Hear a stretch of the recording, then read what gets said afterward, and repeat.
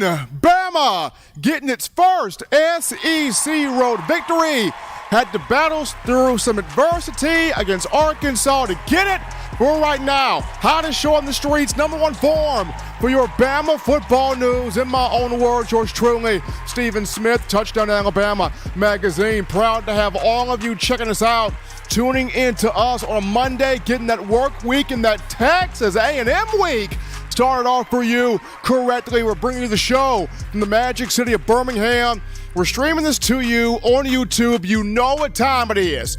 You hit that subscribe button right now. Smash subscribe. Get every friend, every family member, every diehard Bama fan, every casual Bama fan, every consumer that craves nothing but Crimson Tide football.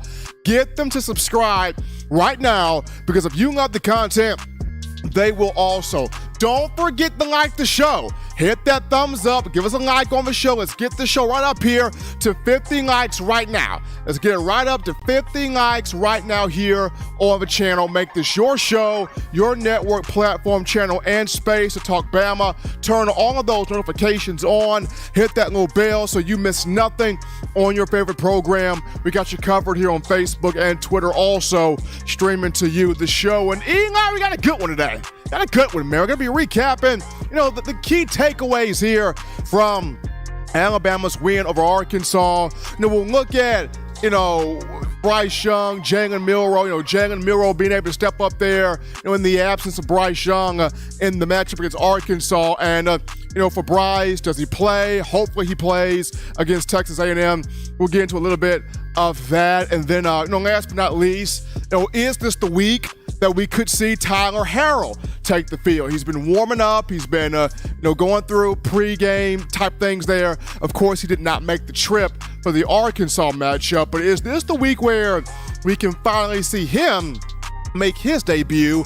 After this past week, we saw JoJo Earl get his first playing time this season for the Crimson Tide. As always, we want to hear from you, the Tide faithful. You can do this by calling 205-448-1358, the number to call in to let your voice be heard on the show, 205-448-1358.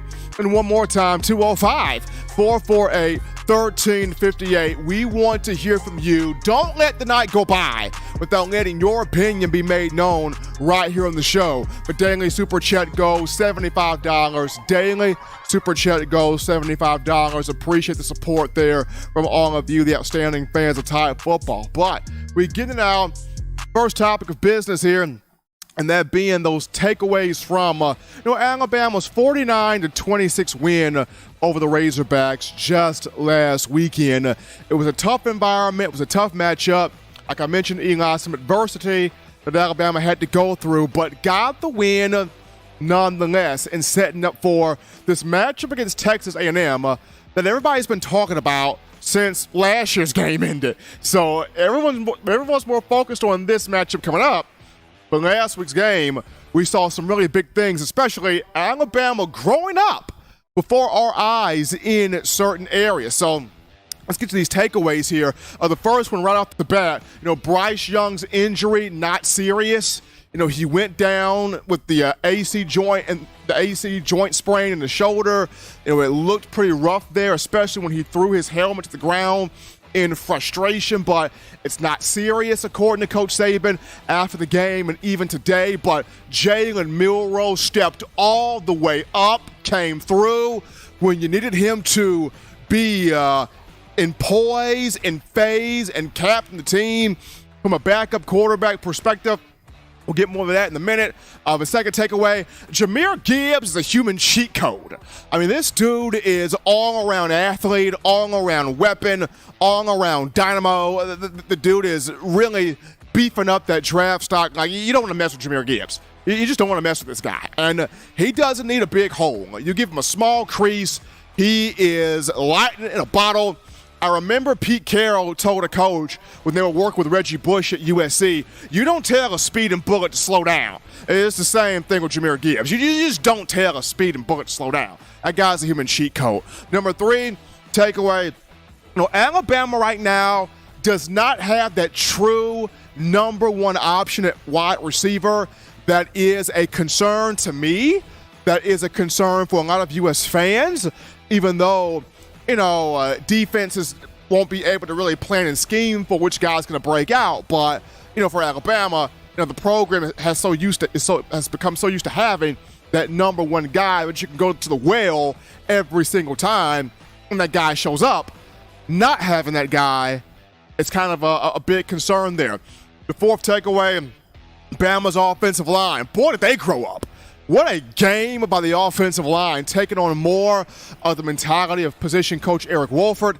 And then defensively for Alabama, faced some adversity, but battled through it. And several of the players defensively stepped up as well. But starting this thing off here with Bryce Young and Jalen Milroe. The game was 28-0, or 21-0 at one point, and it's the second quarter, and Alabama's driving, and there's a play where Drew Sanders, former Alabama linebacker, now with Arkansas, chasing Bryce Young out of the pocket. Bryce is trying to throw the ball away. Drew Sanders gets to him. He lands on his shoulder. Bryce would make a couple more throws after that, but you could tell he was grimacing, pointing at his shoulder, coming off the field, directing Nick Saban's attention, throws his helmet to the ground, lets out a scream of frustration. You could just tell something was not right there. Normally, we do not see Bryce that emotional like that. Something was wrong. And he left the tent. He goes to the locker room, does not get back on the field to play, though he wanted to. Coaching staff held him out there. But in that moment, Arkansas seized momentum, scored 23 unanswered points. Alabama players are thinking, our guy is down. This is our leader. This is our captain. This is our quarterback. This is the Heisman Trophy winner. This is the guy that we really trust out here. And it was difficult. But you got to give Jalen Milroe credit. He came out there, tough moment, hostile environment, SEC road game, lights at the brightest. Arkansas's got all the momentum, down 28-23. And Jalen Milroe made a play that only he could make.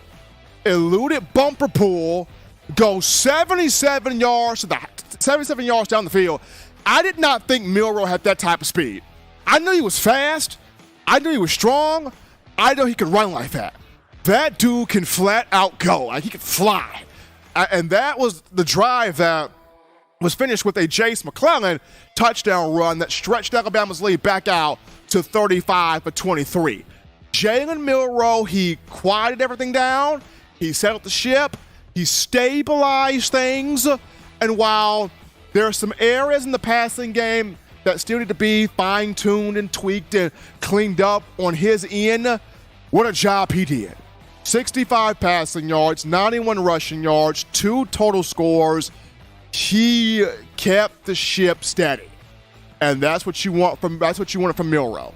Keep the ship steady, and he did that. So Bryce Young's injury, not serious. And if you were to have told Bama fans before the game, you're going to lose the Heisman Trophy winner, but your backup quarterback's going to come in, and you're still going to win by a strong margin, you'll take that bet every day of the week. So big job there by Milroe, stepping up there. It was good that Bryce Young's injury, not serious. Going on here to Jahmyr Gibbs. Folks, this young man is the human cheat code. Coming into the season, people talked about him you had the Alvin Kamara comparisons, you had the Reggie Bush comparisons. In terms of players that played at Alabama, there were the Kenyon Drake comparisons. Every last one of them absolutely correct. Gibbs is utter lightning. Like, the first few weeks, he was being used more so as a wide receiver. Part of the reason why he leads the team in receptions with 19. Because Arkansas, the running back part of him was unleashed. 18 carries, 206 yards, became the first 200-yard rusher for Alabama this season. Averaged 11.4 yards per carry, had 2 rushing scores of 70-plus yards. He just hit the hole and just exploded through. The guy can do everything. He can run the ball between the tackles. He can run it in space. He can catch it out of the backfield. The guy can even pass block. And that was one of the things I was kind of nervous about with Gibbs is at 5'11", 200 pounds, so compact in his frame, I wondered, would he be able to take on a linebacker, to take on a defensive end and chip guys and block guys and get in front of guys, to give Bryce Young that extra bit of time to deliver the football. Well, he's showing that also. He can pass block. He can chip. He can help out there in the protection game and scheme. So Jahmyr Gibbs, it doesn't matter where he is on the field, you have to account for him. He is electric. The third takeaway at the wide receiver position, Bama does not have that number one guy yet. And it's kind of disappointing because in the Saban era, you saw what Julio Jones did as the number one guy. You could always go to Julio Jones. He was the well. You saw what Amari Cooper did. You could always go to him. He was reliable. You saw what Calvin Ridley did. You could always go to him. He was reliable. Even down to Jerry Jeudy, Henry Ruggs, Devontae Smith, Jalen Waddle, at the latest, Jameson Williams. You could always go to those guys, and you knew those guys were going to make the play consistently every time to give the quarterback that confidence that, okay, that's my guy. That's my primary weapon right there. I know where that guy's going to be. In terms of this year's group, Bryce Young doesn't really know who's that guy's going to be because several dropped passes against Arkansas. Ja'Cory Brooks had 2 drops that hit him dead in the hands. Trayshawn Holden had drops. Jermaine Burton had a drop. Cameron Latu, though Alabama was not targeting him as much as they should, he had a drop. Kobe Prentice led the team as a freshman. 3 catches for 92 yards, 1 touchdown. Isaiah Bond, the other freshman, 2 catches for 76 yards, including a 53-yard bomb where he got behind the defense. So Nick Saban is really liking Bond's speed out there at receiver, but there's not that guy that Bryce Young just says, I can go to him. That's my well. I can go to him and trust him to make a play. And while it's a good thing, I guess, because defenses don't know who to scheme for, who to roll the coverage to, because anybody can break out at any given moment, and that's good. The negative about that is U.S. fans, the coaching staff, and Bryce Young himself is like, I don't know who my go-to guy is.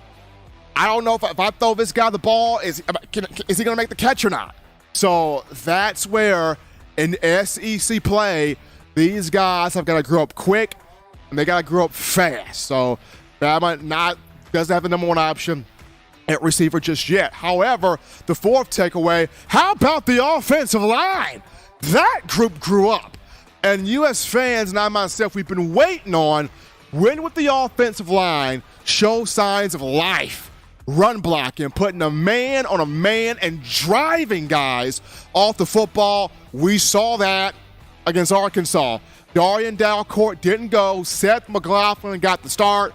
And you see why Seth McLaughlin is that dude. I mean, on both of Jahmyr Gibbs' touchdown runs, Seth got the key block on Bumper Pool, took him completely out of the picture. And even on the Jalen Milroe run, Seth McLaughlin got the key block. The dude is an absolute road grader. He puts his hands on guys. He pushes them out of the way. I mean, you see why.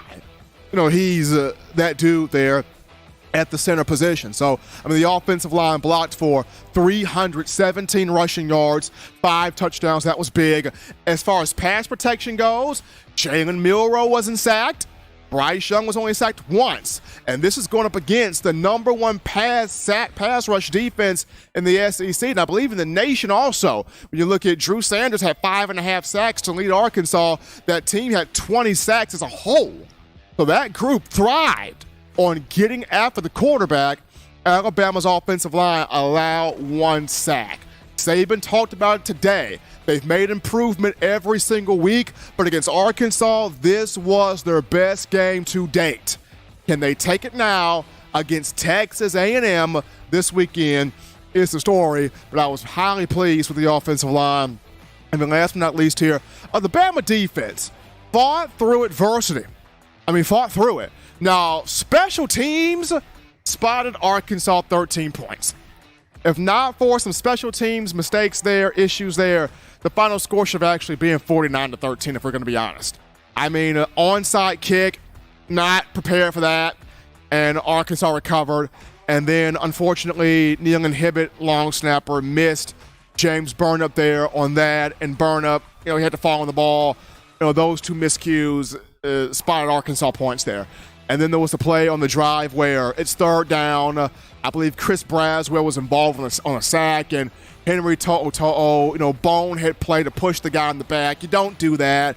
He knows he shouldn't have done that, and that play led to Arkansas scoring also. So, the Razorbacks got some points in that game that it probably should not have gotten, but at the same time, Alabama fought through that adversity, and several guys stepped up. Jaheim Otis had a big game, stepped up.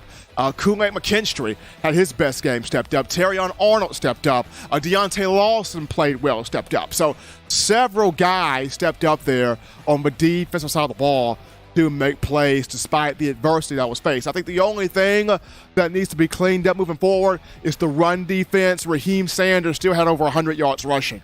101 yards, 1 touchdown on 22 carries. So that's going to be cleaned up there, the Bama run defense. But those were my takeaways there for Alabama in the road win over the Hogs.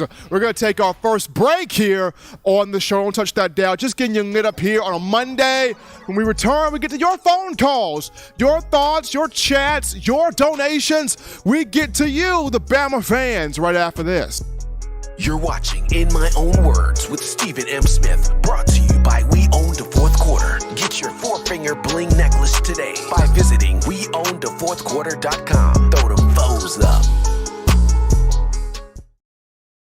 9 players have teamed up and released the Alabama Team Paper, which is a video yearbook they've put out for sale direct to fans. Now, for the first time, small dollar purchases from the fans can support the players as a group as well as a great cause, because $1 of every subscription payment is donated to the Boys and Girls Club of America. Be a 5-star fan base and support your team and a great cause with Team Paper. Check it out at teampaper.com/Alabama.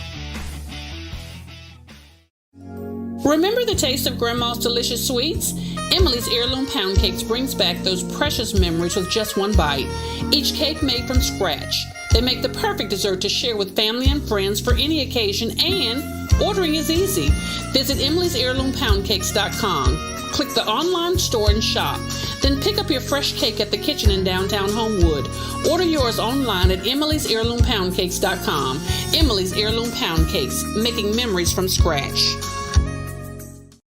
All right, folks, we're back into the action from the break on a Monday. Getting that work week in Texas A&m week started off for you correctly. In my own words, yours truly, Stephen Smith of TDA. Before we go to the phone lines are being lit up right now according to my man Eli, and we're going to take those calls in just a moment. We got a couple of super chats to get to right now. So how about the Inquisitive Prince with that $5 donation, dropping the love there in the bucket. Appreciate the Inquisitive Prince helping out. And then we got my man Bill from New York with that $5 donation on his end, showing love. Appreciate Bill. Then we got Jamie Wilhelm, my man Big Jamie with that $4.99. Appreciate Jamie. Then we got Kelvin Evans. He comes in with $4.99 of his own right. Appreciate him. Then we got the godfather of the SEC, a $4.99 donation coming from him. Appreciate all of you dropping the love in there, showing the support, making the short show your network that talk Bama football. We right now go to the phone lines. The call topic brought to you by the Blue Wrench Gang, 205-448-1358. Number to call in to let your voice be heard, 205-448-1358. We grab this call here. You're live on the show. What's going on? How we feeling? State your name and where you calling from. Hey, Stephen M. It's Robert from Mobile. Robert, what's happening, man? Well, man, like you said, the offensive line, they showed up and showed out last Saturday. That's their best performance in quite some time. And absolutely. that first long run by Jahmyr Gibbs, he made a good cut, but man, that hole was so wide. I'm 50 years old. I could have got 5 yards with that hole. I mean, Seth McLaughlin and the right side with Booker and Latham just plowed that whole side out of the way. Yeah, you look at other replays, like, man, yeah, I can get you 5. I ain't gonna take it out like Jahmyr, but I got you 5 right now. That's holding so large. And the second home run by Jahmyr Gibbs, I mean, that was just him finding a slither and taking it to the house. The guy's showing what he can do, when the run blocking is there. And I guess with Jahmyr with Milroe as quarterback, they know it's going to be a run. It's going to be a run. It's not going to be a read option. It's going to be they call it run. They call it run. It's going to be a run. He's not going to pull it away from the running back and throw it. Now that could be a disadvantage for us, maybe, but it does help the run blocking a whole lot. When they know it's not going to be, there's no chance for it to be in a pass. They don't care if they push a guy 30 yards down the field because they know it's not going to be a pass. So I can push this guy as far as I want to go. I want to. When it's the read option, they have to be so careful about not going too far that they have to they have to back off some, and they don't get as much push when you're doing read option. But it looks like when they've shown when it's a straight run and it's not going to be a read option, there's no chance. They do a lot better because Arkansas's run defense wasn't terrible. It was their pass defense that was hideous, which Bryce Young was exposing pretty bad in the first couple of quarters. It was 14-0. It was only 14-0 when Milroe took over. When Bryce got hurt. And Saban hit on this a few times that Bryce may have held onto the ball too long. But that is Bryce's nature. I mean, how many times we marveled at plays Bryce made when he looks like he's going to run and he pulls it up and throws it. Then he hits the guy. So it's good and it's bad. But I guess in that point, Saban was thinking, hey, you got no chance to throw it to anybody. So throw it away or get away from the guy. Don't try and make a play at the last possible second. But he does it so much. It's kind of like his MO. So it wasn't. I can understand how he got hurt. But yeah, Milroe, his 3rd and 15 run it just took the air out of Arkansas. That was a turning point in the game. Once he did that, got that 70 yards rushing. I mean, it just took the air out of him. Although I do like Nick Saban accurately expressed all of the fans in Alabama when they were at the goal line and they passed the ball and nearly got intercepted, and his language and the way he looked on the sideline, yeah, that's every Alabama fan in the world right now. Nick, you hitting us right on the head. Run the ball. Your quarterback just got you there. You got the most powerful quarterback in college football out there, with best running quarterback in college football. And you're on the goal line? Are you kidding me? Run this ball.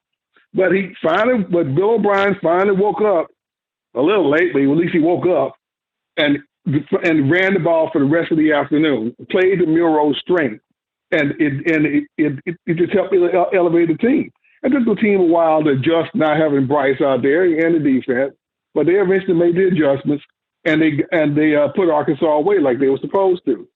Now, and if it wasn't for the mistakes, this game wouldn't have even been in doubt. Arkansas stole a play with the onside kick, although it was poor play on our special team for being so far back and then falling back further. But okay, and the mistake with toe. I still hadn't figured that one out. It's like, man, that 3 points was on you. It just that was just I don't know. But okay, we got past it all. But overall, it was a great play by the offensive line. Great play by Milroe. Milroe is showing that if we play to his strength, he can he can take this team all the way. I think he can take the senior championship if Bill O'Brien calls plays around his strength. It won't look as good as Bryce. It won't be as easy when Bryce is in there, but it can be done. So I think we're still in good hands with Milroe. But yeah, it's can't wait to see Texas A&m come to town and get what they've got coming. I'm going to enjoy that. All right, man. Appreciate Robert from Mobile starting us off on a Monday. We grab this call here. You're live on the show. It's happening. How we feeling? State your name and where you calling from. Hey, Stephen, this is Michael from Columbia, South Carolina. How you doing? Doing great, Michael, and yourself? Doing great, Michael, and you? I'm doing good. A couple things I want to talk about. One thing I want to talk about, we got to see J.C. Latham, Tyler Booker, and and Seth McLaughlin. You know, how they just, when they all came, when the three of them they just took over, the defensive ends for Arkansas they couldn't even come after Jalen Milroe. So what are my questions? Are they going to continue to maybe keep McLaughlin at center?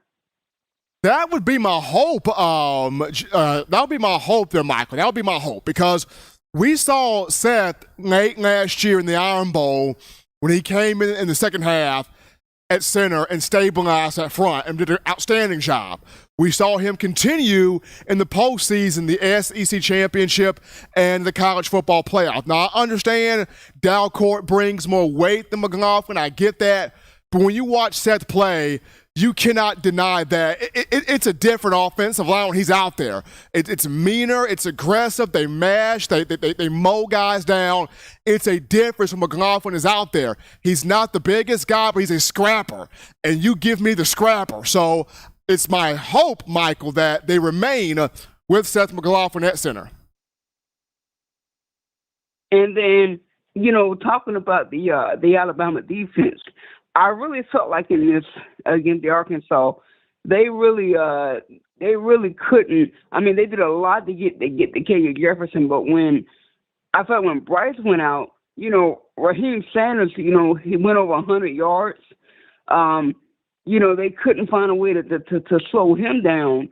And then my question is, you know, Stephen, how do we find a way to slow down Devon Achane? I hope I'm saying his name right, but, you know, how do we slow down Devon Achane? You know, the running back they got Ernest Crownover, a guy who I've been watching for a little bit, seeing him and 6'3", 225 pounds, who I've been seeing be able to run the ball for Texas A&m. You know, how do we slow those guys down? How do we, you know, we don't even know which quarterback is going to play for A&m, whether it's going to be King or Mac Johnson. You know, how do we stop the Texas A&m offense? Well, Michael, in terms of the run game, it's going to be gap assignment, right? Everybody's got to fit their gap. Defensive linemen, linebackers, everybody's got to fit their gap. A lot of times when you don't execute a run defense, somebody missed a gap. Whether they missed, whether they over-pursued the gap, whether they didn't fit in all the way, somebody missed their assignment. So against a guy like Achane, who's got a ton of speed, who does have power, but he's got a ton of speed, you've got to hit your gap. You got to gang tackle if you got to, and you got to drive him backwards. You got to meet him immediately and finish the play. That's what you got to do against the run. Meet him and finish the play. In terms of just the quarterbacks, whether they go with Haynes King or if they go with Max Johnson, it's the same deal. It's the gap assignment, but also of a defensive line, collapse the pocket. You don't allow whichever quarterback it is to step up, have a clean pocket to throw the football in. And even with Max Johnson, probably a bit more mobile than Haynes King, collapse the pocket on Max Johnson. And for Will Anderson, Dallas Turner, they like to rush up, but still keep that contained even when you're rushing. And then my last question is, I was so excited, Stephen, to see, because I talked about this before, you know, wanting to see more of Isaiah Bond, wanting to see JoJo Earl. And I got to say, you know, JoJo Earl, Isaiah Bond, they had a really good moment in that game. I mean, getting to see Bond get that long drive, that long drive run, you know, running catch in the game in Arkansas, and then seeing JoJo Earl get a touchdown, you know, his first game back. It was really exciting to see those guys play. And, you know, so my last question is, will we get to see more of with JoJo Earl getting his way into the feeling of the game and getting to see more of Bond, you know, and also, you know, when will we possibly see, Tyler Harrell start? Well, okay, so JoJo Earl, I was proud of that, to see him come back from the foot fracture and get the touchdown from Jalen Milroe. I was very happy to see JoJo Earl. He looked quick, he looked smooth, back to his pre-injury self, and I think as he continues to get more reps, he'll get more comfortable, it'll become smoother for him. I think the coaching staff really likes Isaiah Bond's speed. because he's getting out there quicker and quicker, faster and faster in the games. They love his speed and his ability to get behind defensive backs, especially on the 53-yard catch. I think the coaching staff really likes Prentice. He had 3 catches for 92 yards and a touchdown. In terms of Tyler Harrell, this could be the week here. I think this could be the week here against Texas A&m. We will continue to monitor this and track this to see will it be the week. But I think this could be the week here where we could see Tyler Harrell finally make his debut for the Crimson Tide, because people have been waiting on this young man with the type of speed and ability that he has to get on the field. So, Michael, this could be the week. This is setting up to possibly be the week, but we'll keep our eyes on it. And I'm going to let you go. Just want to say roll tide, and can't wait to see Nick Saban get this win over A&m. You know, there's been a lot of talks about this game and, you know, how it's going to go, and, you know, like how Jimbo plans on coming out and, you know, destroying Crimson Tide. Well, we're going to show Jimbo Fisher, you know, that you can't stop the roll tide. So I can't wait to see this game, Stephen. Have a good day. Bye-bye. Absolutely. Appreciate Michael from South Carolina calling in there. We're going to take this call. You're live on the show. What's going on? How we feeling? State your name and where you calling from. Hey, how's it going, Big Steve? This is Tobias from Fresno. What's going on, sir? Doing great, Tobias, man. Doing even more outstanding knowing that you in here. Oh, yes, sir, man. No, you doing such a great job, man. I'm always listening for those press conferences. For you to ask that question, ask that intelligent question, man. You always gauge coach and whoever you're interviewing. And sometimes the reporters, I think they are probably are not asking really football questions. And I think coach really gets excited when he's asked a football question, you know, something that he can kind of bite his teeth into and educate and give instruction and stuff like that. And you always do that, man. So great job with that. And I'm like everybody else in here, really excited about the win. It was a good game too. I like the kind of struggle in the middle with making the mistakes and seeing how we would respond to that. And I really like that that Jalen came in the second quarter. Because I heard some newscaster, these guys, man, they don't watch these games, but he was acting like, you know, Jalen came in at the end of the game. This is like, it was only 14, you know, to zip when he comes in, and did a good job managing the ball. There was a couple of mistakes in there that could have been detrimental on his part. And so I think that's just being young. I would say big ups to Pete Golden. So I know we always kind of getting at him, but I saw some very exotic blitz packages happening and his personnel groupings, man. There were times when we had one defensive lineman in there with Turner, Will, this other kid, and I even saw a second string middle linebackers in there. The rotation is just amazing. I don't know that I've seen a rotation through the D-line and the linebackers like this. I don't know, Steve. Maybe, you know, you can remember a time. We've always had good D-line rotation, but not in the linebackers. Typically, your linebackers, they're status quo, and they're playing almost that full game except for your outsides that are coming in with your blitz packages on third down, like we used to use Tim Williams and stuff. But this was some awesome stuff. And OB, man, came in fired up. It looked as though if Bryce wouldn't have got hurt, we were about to see a Alabama offense probably balanced, maybe a little more to the pass, but it looked like they came in with the intent to light up and to have Bryce almost out of there in the third quarter anyway, the way we were going, man. It looked real good. I agree with two callers ago about Milroe, that when he's in being a run, I would say that he does need some RPO concepts, though. He does need that because they're going to be stressing on that run so much with him now that it's a true run, because when Bryce does it, we know that Bryce doesn't want to run. But With Milroe in there, now you truly have to defend the quarterback run. That's going to bring those linebackers down, and those slants are going to be wide open if the team gets too aggressive. I've been complaining about this the whole year with Bryce, and it's a small complaint, and that is holding the ball, trying to do too much and just not throwing it away. And I'm saying that from the lens of he's small, man. And if he's going to be in the NFL, we saw what happened with Tua. They not playing in the NFL. They coming to eat in the NFL. And so he take too many hits. His career will be too short. And I guess for him, I know that's what he wants to do, but I think he'd have a wonderful acting career because I'm loving them Dr. Pepper commercials, man. I just be rolling every time that boy comes home and sees Bryce sitting up there with his mama talking about that's her nickname. I mean, I just be in tears. Me and my wife be rolling on that. But so Byron Young is a beast. That man is a monster.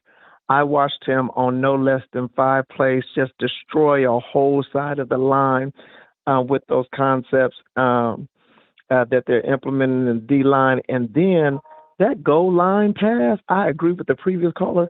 When we threw the ball on the goal line, I saw Nick Saban go crazy, like he was screaming at Lane Kiffin. And if you listen to the broadcast, go back and listen to it, Steve, you can hear someone from the stands, an Alabama fan, they're screaming, run the freaking ball. They're like screaming, and it comes across on the broadcast.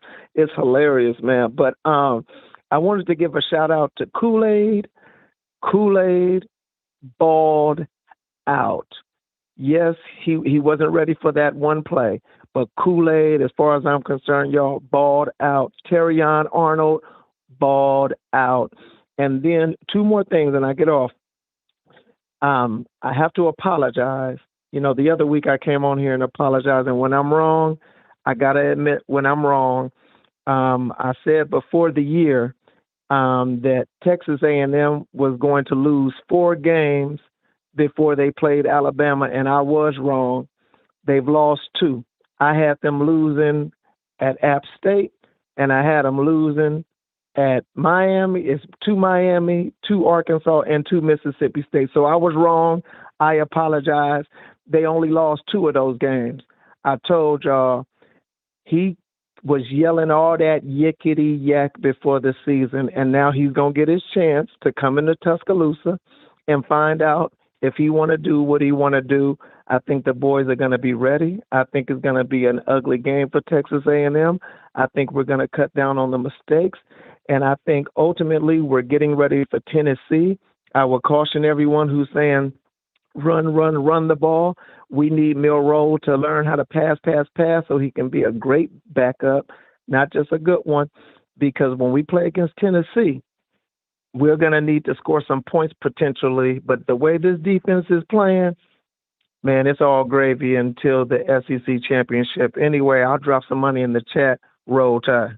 Appreciate my man Tobias Brookins calling in from Fresno, showing love here on the channel. We take this call here. You're live on the show. What's happening? What's going on? State your name and where you calling from. Hi, Stephen. Bill from New York. Feeling good tonight, man. Like that was fun watching that game. I mean, Bill, I feel great, man. I mean, the offensive line grew up. Your boy Milroe made some big plays out there. Gibbs is a cheat code. Really good stuff that took place.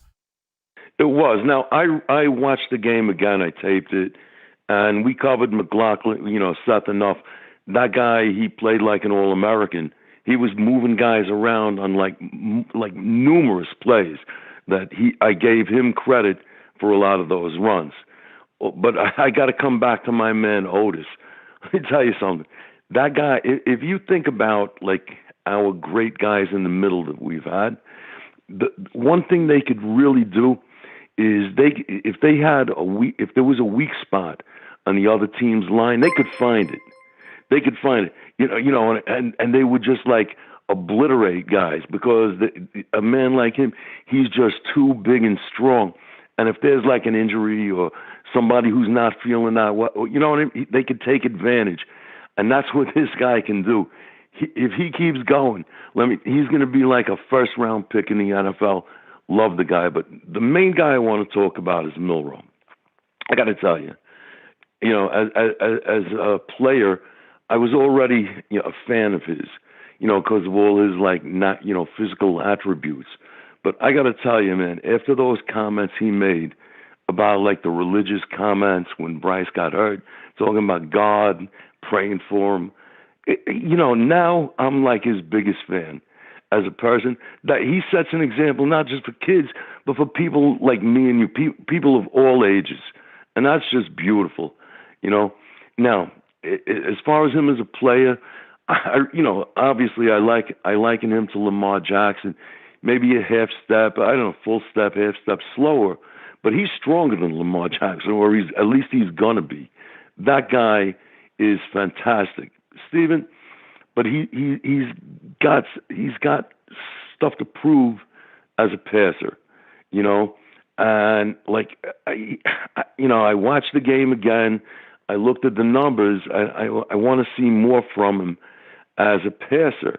And I got to tell you now, like Simpson, is he a better passer than Milroe? I don't know. But my point is, I'm glad we have Saban. Because when you think back, and in that championship game against Georgia, Saban, he pulled Hurts. He pulled him, he put in Tua, and that was like one of the bravest calls I ever saw. We were down big at the half, and he did it, and it worked. I'm glad we have him to make that decision, because I don't know too many guys who are competent enough to make that decision. But like I say, with Milroe now, I didn't know anything about him except how he could play. But when I heard his comments and everything, it's heartwarming, and I'm glad to have a guy like that on the team, And again, Coach Saban, he's going to make those calls. Your show is great. The people, the Blue Ranch, you got some great guys with the comments and everything, and callers. And my thing is roll tide. We're going to beat A&m. We're going to beat them. Jimbo Fisher's going to be crying on the plane. We're going to have some fun with it. I can hear him at the press conference. Nick Saban, we're friends. Yeah, okay. Goodbye, fool, and roll tide. Good night, Stephen. Appreciate Bill from New York for the call right there to the show. And it was heartwarming to hear what Jalen Milroe said, and to hear him profess his faith in that way, and praying for Bryce and wanting Bryce to be okay, absolutely, because you're doing that for your teammate. But then to also have the presence of mind to go out there on the field and have the same faith help you to keep Alabama in position to win the football game. Milroe's a special kid. He's a special young man. If he can just continue to grow in all facets of being a quarterback, he can be something really, truly dynamic. But I was pleased with how he played, with the poise he played with against Arkansas. But we grabbed this call here. You're live on the show. What's going on? How are you feeling? State your name and where you calling from.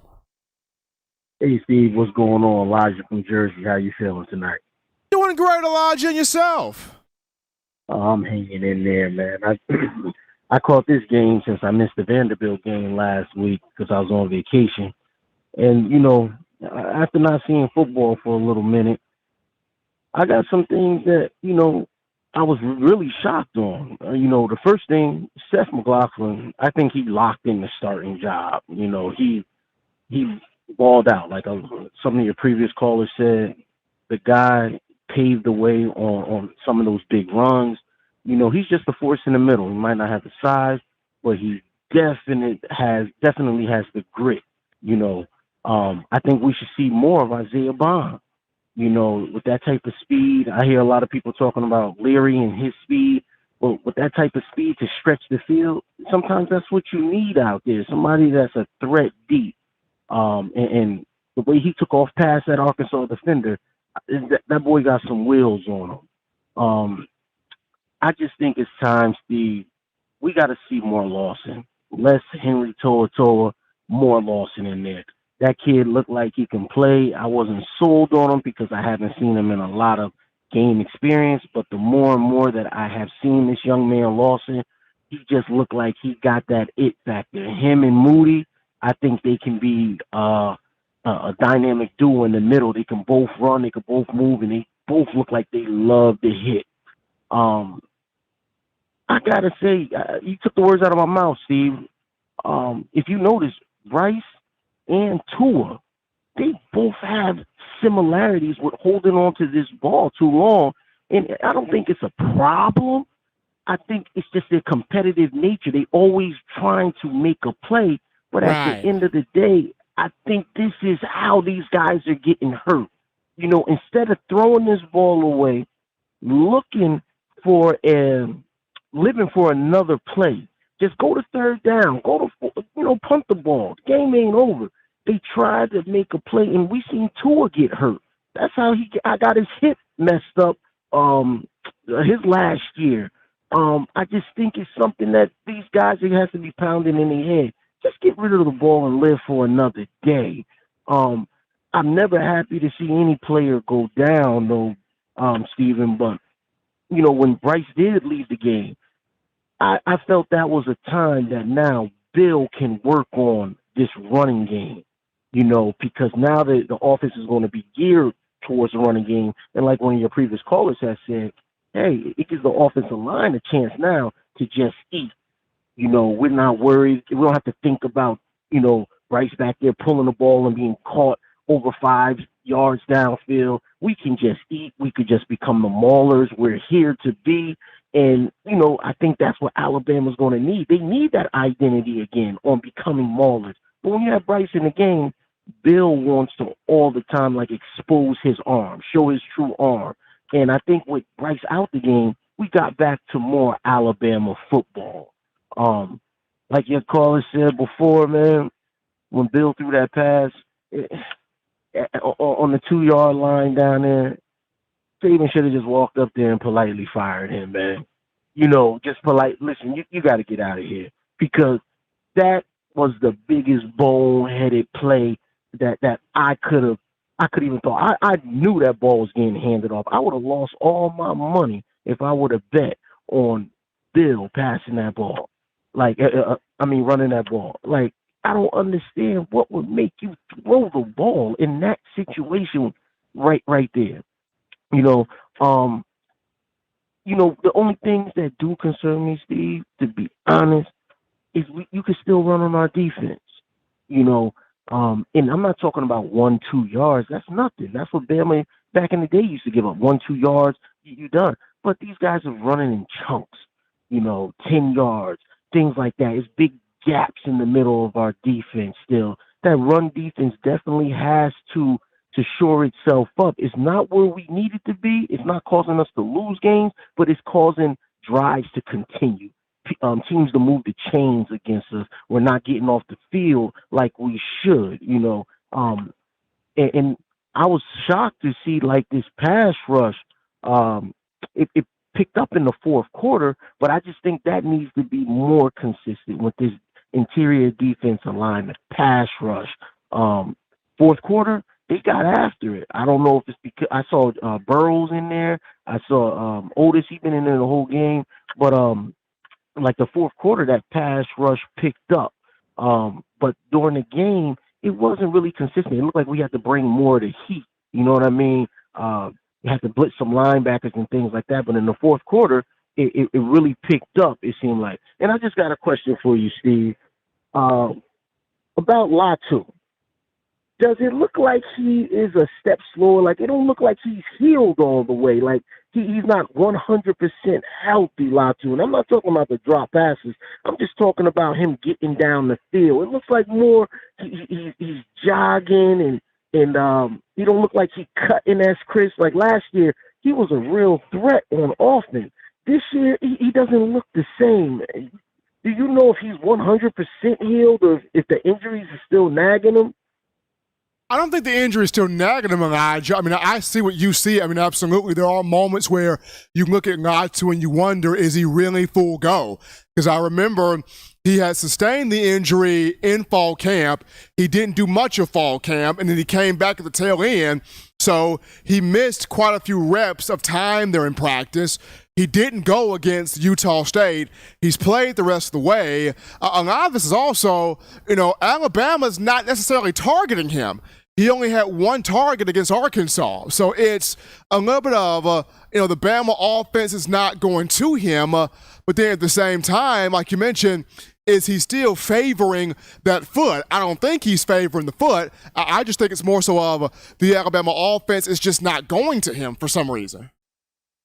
Yeah, because sometimes it looked like he just going half speed, like he can't push off. I thought it was something with his knee or something, but even in his cuts, getting out of his breaks and things, it's just like he has that trot going, almost like how Bryce be running.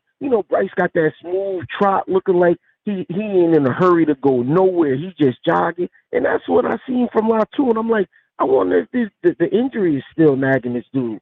But, Steve, I appreciate you taking my call, and you have a good night, bro. Appreciate my man Elijah from Jersey calling in the show here on a Monday. We grab this call. You're live on the show. What's going on? How are you feeling? State your name and where you calling from. Hey, Steve, this is Robert from Chicago. Can you hear me? I can hear you, Robert. Go ahead. Hey, Steve, I want to kind of give you my stream of consciousness and chime in on something that you think makes sense. At this point, after 5 games, I'm going to give you my report card on who's who and what's what. As Bob Woodward of the Washington Post said, at a certain point, the truth emerges, and here's my version of the truth for Alabama. First of all, I think on the offensive situation, the narrative and the identity of this team is really simple now. You get Gibbs 20 touches a game, either running or catching passes. You show it up with I forget the running back's name that just came off from being hurt. McClellan. Show it up with McClellan. But here's where I go the other way. I think at this point you gotta go with the freshman speed receivers and the second year guys: Earl, Bond, Harrell, Burton, and Prentice. I watched Holden and Brooks. They haven't improved dramatically from last year. They're not getting separation. So I think your offensive identity now is getting Gibbs touches and a deep ball with those speed guys. I think that's where you're at now. On the tight end situation, I think you need to go either 4 wide receivers and no tight end or a blocking tight end. I'm even harder than the other guy is on Latu. I call him Edward Scissorhands now. He never catches a key pass. He's slow. He's not getting any separation. So I think you got to make a hard call on him, just like you do on Holden and Brooks. Now, on the defensive side, when you look at the defense, you take away the boneheaded play from Tua, that gave him 3 points, and you take away the poor field position with the snap, that's 10 points off the scoreboard. So they're holding the team under 20. And yeah, they had a couple drives, but the defense is solid. But here's a couple things. I look at the blitz package, and I think they need to blitz more of their DBs. The best blitzers are people like Malachi Moore and the gentleman that got the other star that got hurt. And by the way, Malachi Moore is playing excellent ball. He needs to be out there more, nickel or dime, whatever you want to call it. He's healthy now. He is healthy. Yeah. And I think in these blitz packages, particularly on 3rd and long, either replace Tua or Moody and have one backer and have the blitz package coming from there, because that's more effective. Every time Tua tries to blitz from the outside, he doesn't get home and the inside is exposed. So they need to change the blitz package. The other thing, and I mentioned this before, is battle. Battle on that key 3rd down. He's still like Vince Lombardi used to say, grab, grab, grab. And the reason why I'm hard on Battle is because down the road, he's got a date with Mr. Bowers of Georgia. And I'm going to be hard on his ass because we need him to be All-American to contain that tight end situation with Georgia. Now, on the positive side, I'm seeing Harrell playing the best ball I've ever seen him play. True. He missed a couple tackles and a couple angles, but the boy was flying, man. Even guys coming over the middle, I mean, they were feeling him. You know, they had crocodile arms because, you know, he was a whiz. And Terrion Arnold, and I have to correct myself, he's the best cornerback out there. I mean, by far. I mean, I look at that one-on-one tackle he made. I look at his coverage. Even when he gets beat, he's on him. So he's the best corner by far. He's solid. I think McKinstry is probably number 2. He still has to work on the fade patterns because he still gets those unnecessary penalties when guys can't even catch the ball, that fade. But he can work on that. Now, the last point I'll make is the offensive line really played well. But we have to make sure that we have it shored up because I'm going to tell you the toughest team, and nobody's talking about them. The toughest team Alabama's going to play before the playoffs is going to be LSU at night down there. And I'm going to tell you, they got 2 boys that are coming off that end, Al-Jalari and Ali. Man, we got to have those guards and tackles on point for them because that's going to be the litmus test for our offensive line. They're making tremendous progress, but man, they got to be ready for LSU at the end of the season. So that's my analysis of who's who and what's what. So I appreciate if you have a dissenting view or want to comment on anything that I've said. Thanks. Appreciate Robert from Chicago bringing us his report card on Alabama football. I'll give a comment here on the wide receivers because he's right. At some point, you're going to have to go with the freshman speed. Bond, Prentice is showing that he's making plays out there. Time to see more Earl, time to see more Christian Leary, time to see more of those guys. Tyler Harrell also, especially when he makes his return because of the fact that, Ja'Cory Brooks had big day against Vanderbilt and then struggled with Arkansas. Trayshawn Holden, on average, he's going to give you 3 to 4 catches for 40 to 60 yards. I mean, he's going to have drop passes too. And then you've got, Jermaine Burton, of whom the most consistent receiver in spring ball, but he's been up and down so far through the first 5 games also. So it's, at some point, you're going to have to look at, okay, we have all of the speed here in this freshman class. At what point do we go to it and just let the chips fall where they may? But appreciate all of you guys calling in. 205-448-1358. Number to call in, 205-448-1358. We're going to get to these donations right now because you guys have been lighting us up. And we start with Eric Beasley with that $5 donation in the Super Chats. Appreciate the love there from Eric Beasley. We got the man Randy Harris with that $25 donation, giving us love here on the show. Then we got my man Tobias Brookins. Tobias from Fresno with that $20 donation as well. We have hit the daily Super Chat goal of $75. Give yourself a hand. Bama Nation, you guys got that done. I'm going to get to a call topic here, and that being on one Jahmyr, the human cheat code Gibbs. Mr. Gibbs won SEC Offensive Player of the Week for his performance against Arkansas. Once again, 18 carries, 206 yards, 2 touchdowns, averaged 11.4 yards per carry, had 2 70-plus yard touchdown runs, just exploded, had a tremendous game. He also had 2 catches for 20 yards on the receiving aspect. So kudos to Jahmyr Gibbs being the SEC Offensive Player of the Week. We're going to take a break right here, folks. Don't touch that dial. We're just still getting your chest warm here. Upon our return, we get into a little bit of the Alabama A&m match, but in the sense of, does Jimbo Fisher have to prepare for 2 quarterbacks in this matchup? We'll touch on it after this.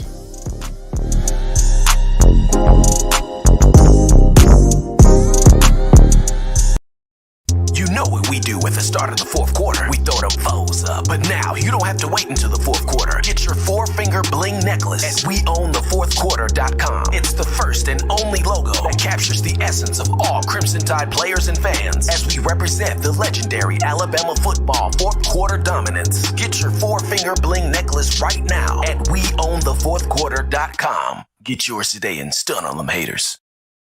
Touchdown Alabama Magazine is Alabama football's premier publication. A subscription to Touchdown Alabama Magazine is the perfect gift for any Alabama fan. For exclusive news and information, recruiting updates, a free annual print magazine, and more, go to touchdownalabama.com and click join. Only $7.95 per month, or pay $74.95 for a full year subscription. That's a yearly saving of $20.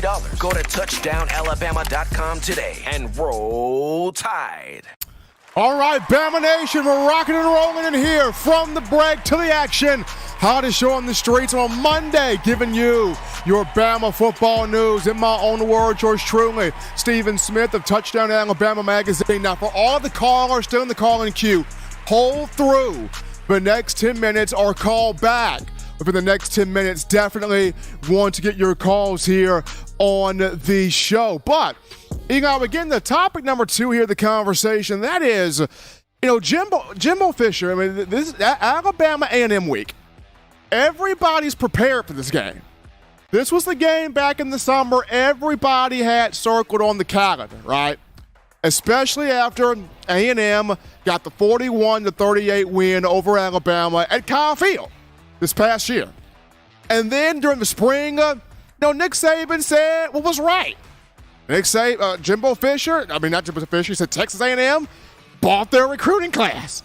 And so what does Jimbo Fisher do? He calls an impromptu press conference, refers to Nick Saban as a narcissist, his comments despicable, go dig into Saban's past, and that became a kerfluffle for the entire spring until it got down to the SEC coaches meetings in Destin, Florida. Both coaches said, hey, we're done with it, it's over. Then the SEC Media Days in Atlanta in July, both coaches were done with it, it's over.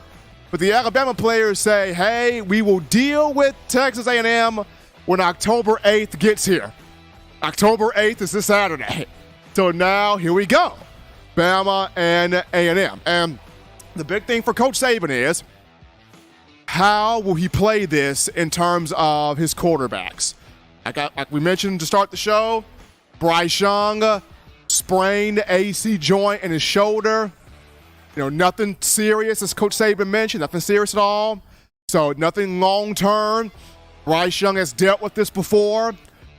We know the medical staff of Jeff Allen and his team and how good they are and how elite they are in getting guys healthy and getting guys back up to speed.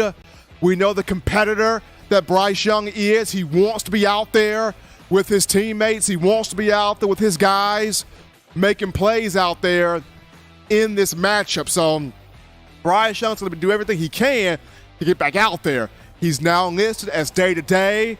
We will see how he goes through the week of practice, how good he feels, how comfortable he feels, how confident he feels, and then the comfortability of Jeff Allen and the medical staff, having him out there. But the beauty of Jalen Milroe's performance against Arkansas, and it's like U.S. fans mentioned, it allowed the offensive line to flex its muscle, run the football, establish the identity in the run game, because Milroe can run it, the running backs can run it, the offensive linemen could just be mashers and maulers.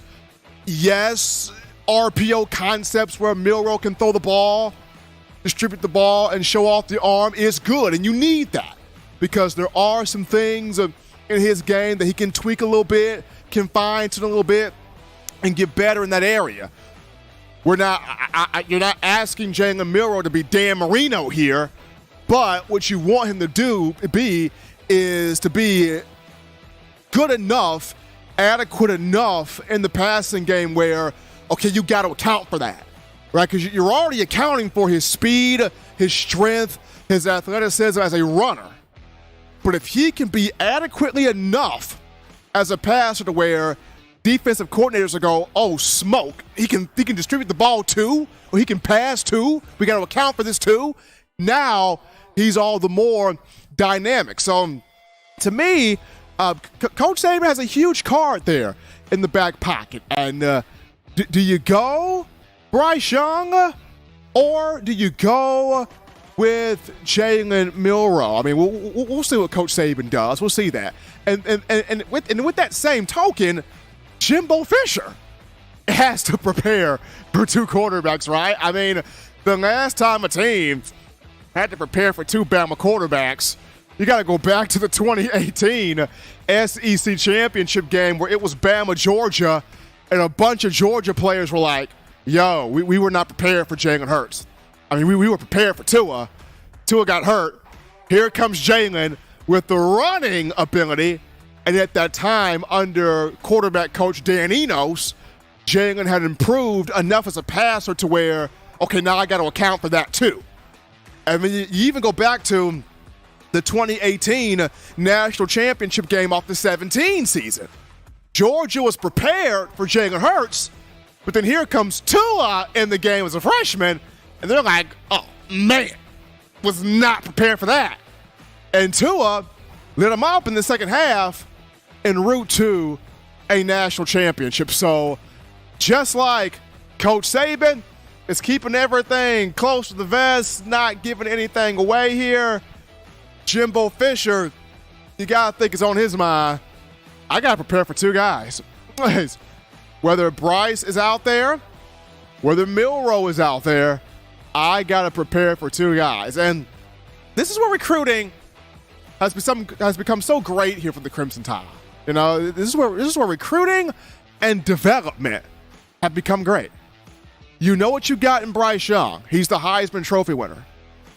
But after seeing Jalen Milroe come in, settle things down, make some big plays, now if you're Nick Saban, you're thinking, okay, if we can just get his passing ability cleaned up just a smidget more, we got something here.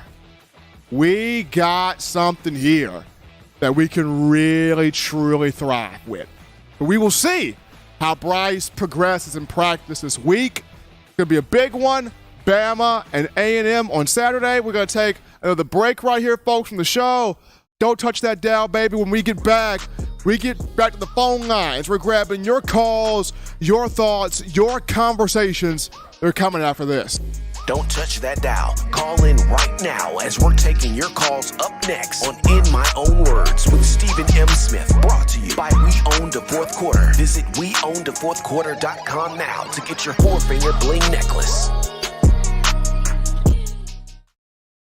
Every sports fan deserves the proper representation. Whitwell Sports introduces to you the Title Towel. Wave that Title Towel in the air like you just don't care in support of Nick Saban and the Alabama Crimson Tide. Only $9.99 and it lasts a lifetime. Head on over to whitwellsports.com and get your Title Towel today. Touchdown Alabama Magazine is Alabama football's premier publication. A subscription to Touchdown Alabama Magazine is the perfect gift for any Alabama fan. For exclusive news and information, recruiting updates, a free annual print magazine, and more, go to touchdownalabama.com and click join. Only $7.95 per month, or pay $74.95 for a full year subscription. That's a yearly saving of $20. Go to touchdownalabama.com today and roll Tide. All right, people, we're back in the action from the break on the hottest show on the streets, covering your Crimson Tide football news. In my own words, yours truly, Stephen Smith of TDA, getting that work week and that Texas A&m week started off for you correctly. We go to the phone lines right now to grab your calls. The call segment brought to you by the Blue Wrench Gang, 205-448-1358. The number to call in to let your voice be heard, 205-448-1358. We grab this call. You're live on the show. What's going on? How we feeling? State your name and where you calling from. Steve, what's up with you, man? This is Jay from Sheffield. Hit a man of the hour. He right here. Jay, let us have it, man. I mean, well, Steve, your Bill still suck. I guess we all in agreement on that. Bill still suck. But I'm glad that we finally ran the ball. It's about time, ain't it, Jay? Man, we got back to a little Alabama football there for a second. I mean, it's about time. You saw offensive line moving. You saw Jahmyr Gibbs going. You're like, this is Bama football right here. Man, I just hope they understand that's the key for success. But, the key for success is running the ball. But our driver got hurt, and I called in after the Texas game and said his cute ass need to quit all that playing and get on out of bounds. Now look at you. You see what I'm saying? We ain't calling in playing. I know we fans and all, but goodness, we know a little something about the game when we looking at it. Bruh, get your blank out of bounds and quit playing with us, Bryce. Now, I feel like we got to talk to him like I'm talking to my 11-year-old, and we finna go out here and get the switch. You feel me, Steve? Get out of bounds. Hey, right there, Jay. Right there. I don't know, but then, all right, the D-line, they got to go take another step or something, Steve. Like, you showing flashes, but we want to dominate. We want to get back to when this was an immovable force, the whole line. You had no gap to get to, and Reuben Foster and Reggie Ragland and them ran through there and did what to you? They knocked your block off, but I'm asking for that to happen for the D-line to play a little better, be immovable. But then we got a middle linebacker that's going to shoestring tackle, wait till after the play to tackle you. What is going on with that dude, Steve? I mean, I'm looking at go back to that play with Henry To'o, that play where he sat there and shoved the guy and knew better not to do that. I mean, the play was already over. He came 15 yards from the other direction and got the guy, and then tried to walk off. Of course, the ref's going to throw the flag. Really did not see that because that provided 3 points there for Arkansas. Jahmyr Otis is going to be a monster if they just go on. He's a monster. Otis is a monster. Absolutely. He is. Go on, let him play. Let him rotate it out with let him and Tim Smith go on man that in the middle and have you a strong rotation Jamil Burrows, I'm sorry if I'm saying their name wrong, Byron Young, and my other guy, Latham. Go ahead, have you a 5-6-headed monster with DJ Dale and them. And man, come on, man. We need to get back to Alabama football on defense because all this arm tackling and slang it to the ground and then roo-rah. I'm looking like, whoa, bro, you didn't even hit the man. But you're the loudest person on the field. That's confusing to me, Steve. It's very confusing, Jay. I agree. I don't know, man. Roll Tide. I love y'all. We finally get back to run the ball. Bill still suck. Just remember that, guys. I had started the petition to get Bill a job last summer, didn't I, Steve? I've been calling for him to get up out of there. But just know when y'all do get ready to sign, can't nobody sign unless Jay sign first, because I've been calling for a job. Roll Tide, guys. Appreciate my man Jay from Sheffield calling in, and Jay is absolutely right. He has been on the heads of Pete Golding and Bill O'Brien since the summer. Jay has been on both of their heads since the summer. We're going to take this call here. You're live on the show. What's going on? How we feeling? State your name and where you calling from. Roll Tide. This is Tide Man checking in from Jackson, Mississippi. How you doing, my brother? Doing great, Tide Man, and yourself? Man, I'm doing wonderful. Great to hear just the preceding callers, Jay, Robert, Elijah, Bill from New York, Tobias. Man, I agreed with everything they said. I can't really add to anything more than what they said. It was really kind of the perfect win from a Nick Saban standpoint because, you know, we won the game by a wide margin, but yet there's so many things that we did wrong that needed to be improved upon. And I was just calling last week and was bragging about special teams. You remember that, Stephen? I was talking about how good special teams are, and then look what happened. And Stephen, let me ask you this: was it just me? Was I the only Alabama fan in the country that was screamed at the TV, they're going to onside, this is going to be an onside kick? I mean, I knew it. I mean, I was like, man, they got nothing to lose. You know, we've got our second string quarterback playing by a second string quarterback. Why are we not ready for an onside kick in that situation? And with the punt, I mean, who knows what in the world is going on with that, man? With that, the snap, the wrong. I don't know who was at fault for that, but I was just bragging on special teams, and then we come out and do that kind of stuff. That just drives me up the wall. And other people have said it, but I'm still going to say it. And I know I'm going to. Poor Bill O'Brien, God bless him, God bless his family, man. I'm not rooting against the guy, but when Jalen Milroe runs 70-something yards down the field, and we got first and goal on the 2, it reminded me, Stephen M., of the Texas A&m game when Doug Nussmeier was our offensive coordinator, and the Johnny Manziel game when they beat us. And Doug Nussmeier down into like first and goal from the 2. I remember it, man. I remember it too.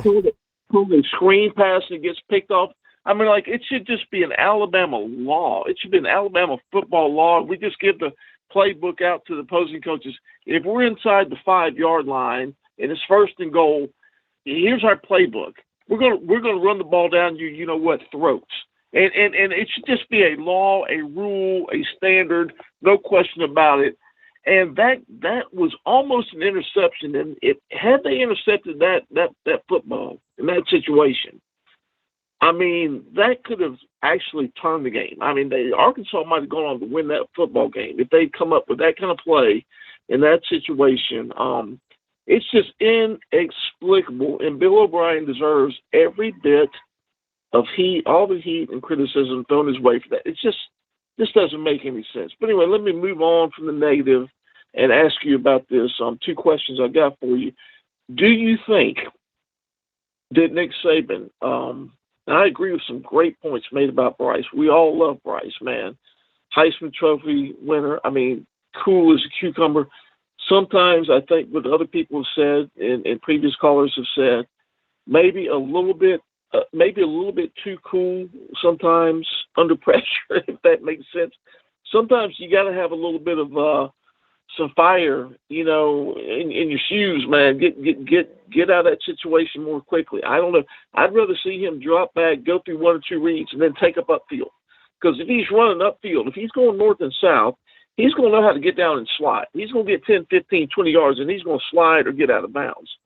His problem is when he's back there going through 4 or 5, progressions and thinking he can still make the play, it's a little bit too late then. I mean, he can get away with it in high school. He can't get away with it in the SEC. He won't get away with it in pro football. So I hope that they're working with him on that. But I wanted to ask you, do you think that going into against Texas A&m Saturday night in Tuscaloosa, you and I have no idea about how severe the injury is. Saban says it's not that bad. But do you start Milroe? Do you start Milroe against A&m and then put Bryce in if it's necessary? Or do you go ahead and say, hey, we'll go with our starter and trust these 100%?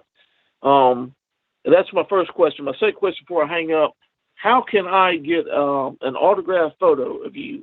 Can you tell me how much it would be, and let me know how I can get an autographed signed photo of you that I'd love to put on my Alabama wall. You can, email me or something, or let me know how I can do that, because I would love to have that, because I think you're the best in the business and love what you do. Roll Tide, and we'll talk to you soon, man. Absolutely. Appreciate Tide, man. I'm going to do the second question first. We will work on getting that autograph photo of myself. We will definitely work on that.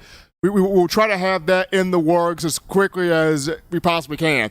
The first question, for me, if I was in Nick Saban's shoes, and I'm not in Nick Saban's shoes, and thank God I'm not, but if I was in Nick Saban's shoes, personally, I would start Milroe, and I would put Bryce in if necessary. However, because of the excellence that is Jeff Allen and this medical staff, which is top-notch, that medical tent is an elite tent.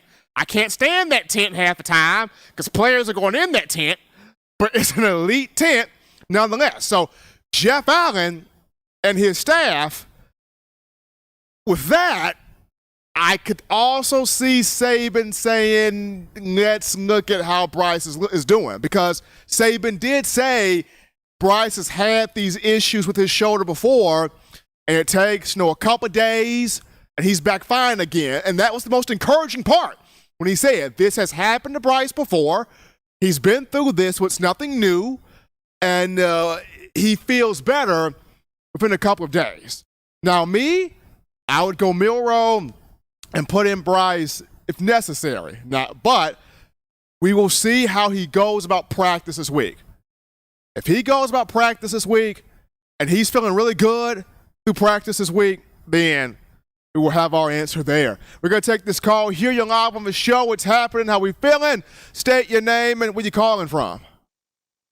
Jordan from Chattanooga, Tennessee. Good to be back on. Good to hear you back in here, Jordan. I'll tell you what. I am looking forward to next week because then our teams get to clash. But this week, both of us have to easily take care of business because both of them could be trap games.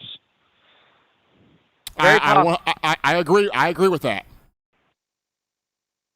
Because here's the thing, and you know as well as I do, when it comes to Baton Rouge, it does not matter. Thank God it's an 11 a.m. kickoff. It's not a 7 p.m. kickoff or whatever, because then the fans aren't as drunk. But still, that's going to be a tough place to play. But I feel like with our offense, I think we can easily handle LSU. And I think, honestly, I'm just going to be straight up honest, I think y'all are going to blow out Texas A&m. Texas A&m, they have no offense. I think I could run down the field and get more yards than what their offense gets. And I'm a fat 250-pounder. Well, Jordan, I'm looking forward to this game against A&M, but I'm also looking forward to this game against Tennessee because the job that Josh Heupel has done, he's been outstanding. The job that Hendon Hooker has done at quarterback and the weapons on both sides of the ball that Tennessee has, it's fun. So looking forward to that game, Jordan. Appreciate you. And can we continue to laugh at Auburn? You know what? if I try to, Jordan, I feel like my insides might explode. Because how is it you're up 17 points at home and you choke it? Their quarterback goes down and they get the backup in there, and he's even worse than Jaden Daniels. I'm just looking at Brian Harsin. I don't know if he makes it to the bye week. Well, I was going to say Georgia beats them by 50, but considering how Georgia's looked the last 2 weeks, it wouldn't surprise me if it's a close game. That's interesting, too. I mean, Georgia struggled there with Kent State, and for a while, Missouri had them. Yeah, and what's funny, all the Georgia fans, like Uncle Lou and all them, they're coming out saying, oh, well, it's because the players were bored. There's nothing to do in Columbia, Missouri. I'm like, excuses. I'm like, well, Tennessee went up there, and they almost put up 70 on them last year. This is true. No excuse. This is true, and I've mentioned this before. This is the test that Kirby Smart has. Once you reach the mountain and you get a championship, and for Georgia, the first one in 41 years, the challenge is now: can you sustain at the top with all the distractions, with all of the ebb and flow? But as college football, can you remain? That's the test that Kirby Smart's facing now. Exactly. And see, that's the thing, because I'm sure you know this as well, because Uncle Lou was giving me crap about how the Georgia job was so perfect and all that. Oh, they're never bad. I said, obviously, you don't remember Georgia before Mark Richt got there. And luckily, see, that's the thing with us Tennessee and Alabama fans. We know, like, we've had down periods. Like, let me ask you this: how was it for Alabama between Gene Stallings and Nick Saban? It was rough after Gene Stallings. It was rough. Exactly. That's how it was for Tennessee, and then we got the right coach, and now we're getting back on track. But, we don't want to say we're back yet until, we got to take care of this game, and we'll see how it goes with Alabama. But I think it'll be a close game, and I'll give you an idea what they should do for uniforms. I know they probably won't listen to me, but this is how they used to do it back, for decades. Alabama would wear the crimson, and then Tennessee would wear the orange. That would look so cool if they did that. That would make General Nealon and Bear Bryant very happy. I'll say that. Exactly, and to me, that's how it should be. Tennessee, Alabama, it should be a top 5 matchup because they're the 2 winningest programs in the SEC. It's not Georgia, it's not Auburn, it's not Florida, it's Tennessee and Alabama, and that's how it should be, and that's when we'll know the conference is right. Absolutely, man. Thank you, Jordan, man. We appreciate you. No problem. Good luck this weekend. Absolutely. Jordan calling in from Tennessee, giving his thoughts here on the show. We take this call. You're live on the show. It's happening. How are we feeling? State your name and where you calling from. Stephen, you bring me diamonds and pearls. What's going on in Birmingham tonight? You doing all right? Doing great, Waylon. Doing fantastic. Can't complain here. Alabama got that win there over Arkansas and Sam Pittman. It was close there. It was hairy there for a minute in the second half, but Jalen Milroe got in there, stabilized some things. Alabama was able to pull away with the run game. Got out of there with the win. Remember, though, Auburn beat Missouri this year. This could be the biggest upset in SEC history this weekend. If Auburn can pull off the Georgia win, what bigger win can you think of in the last 20 years? Ooh, that's a good question, man. Probably in the last 20 years, I would go big win. I would go maybe the. Can we go the 2009 SEC championship? Could we do that? Bama in Florida. That'd probably be one close to it. That is exactly right. This would be a big pull-off this weekend. If, these Kent State and Missouri Kent State kind of shut Brock Bowers down, but Missouri did. So there's your weakness for Georgia. I won't get to blabber my mouth tomorrow night because I got things going on, but that's what's going on with Georgia. These teams have figured out if you can shut down Brock Bowers. Now, don't get me wrong. He's an NFL first-round draft pick. I'll bet $1 million on it if he stays healthy. He's got the size, the speed, the strength. But Missouri, they shut him down. If you shut that man down, that puts Georgia sort of one-dimensional if you'll think about it. And Tennessee, LSU could expose them a little bit. Tennessee's a little undersized on the lines and stuff. You might see a little weakness there come Saturday night, too. They might not just throw LSU in the garbage can right off the bat. They're not thinking too good now. They got Alabama on their mind, but they're playing LSU. They better get Alabama off their mind and think about LSU because they could come out of there with their head between the tails. Because Brian Kelly he's got freshmen in there. He's got the cheerleaders, the water boy, and the ball boy playing, and they all coming together. Don't ask me how, but he's doing it. But anyway, y'all looking good. Blue Ridge Gang, all these people calling in tonight. Historic show tonight. Y'all sound good. Y'all be careful. Hey, you could be watching the upset in the last 20 years here. The longest rivalry in history is Georgia and Auburn. So we'll see what happens here. But anyway, y'all be safe. Enjoy the ball games this weekend. I'll be back probably next week. I love all y'all. I'll talk to y'all later. And while Bryce got hurt, he was chasing Uncle Charles a squirrel because he snatched the Alabama helmet, and I told him not to do that. That squirrel's too fast. I love all y'all. Bye-bye, everyone. Appreciate the President Waylon calling in. So, Eli, we found the culprit for Bryce's shoulder, the squirrel from Uncle Charles. So we found the culprit. We got to get that squirrel, man. We got to find where that squirrel went to. We're going to take this call, though. You're live on the show. What's going on? How we feeling? State your name and where you calling from. Hey, Steven, this is Mike from Kentucky, man. What's going on, brother? Roll tide to you. Doing fantastic, Mike. How we feeling on your end? Oh, man, I'm feeling good. From my take on the Arkansas game, I'm going to pump the brakes just a little bit on the newfound wide receiver chemistry, because everybody knows Arkansas can't cover. They can't. Missouri State lit them up. So I'm going to pump the brakes on that just a little bit. But who's that kid that's wearing Waddle's old number? That's Isaiah Bond, freshman. Yeah, he can take the top off. We do need a guy like that. A couple more defensive players that I noticed impress me. I tell you what, Dallas Turner can transition from bull rushing the edge to stopping the run in a nanosecond, bro. That kid is talented. A lot of guys, they'll, be trying to bull rush in on the quarterback and the running back go right by him. I mean, he transitions from pass rush to run block, run stop, awesome. And Jahmyr Gibbs is going to be a straight-up monster. He'll be spinning offensive linemen on one finger by the time he leaves Alabama. What do you think about him? Always is a dog. I mean, we're already seeing him take complete sides of the offensive line out the picture.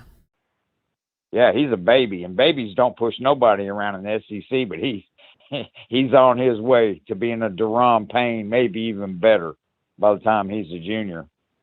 Oh, absolutely. I'll tell you, Bryce Young he gave us a Tua highlight. I mean, the boy's arm's worth more than the crown jewels. You think he'd know nobody in this world's going to get mad at him for throwing the ball away.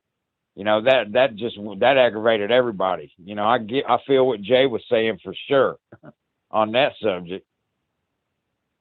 I mean, and to me, Mike, at first when it happened, I didn't initially see that Bryce was frustrated at the injury.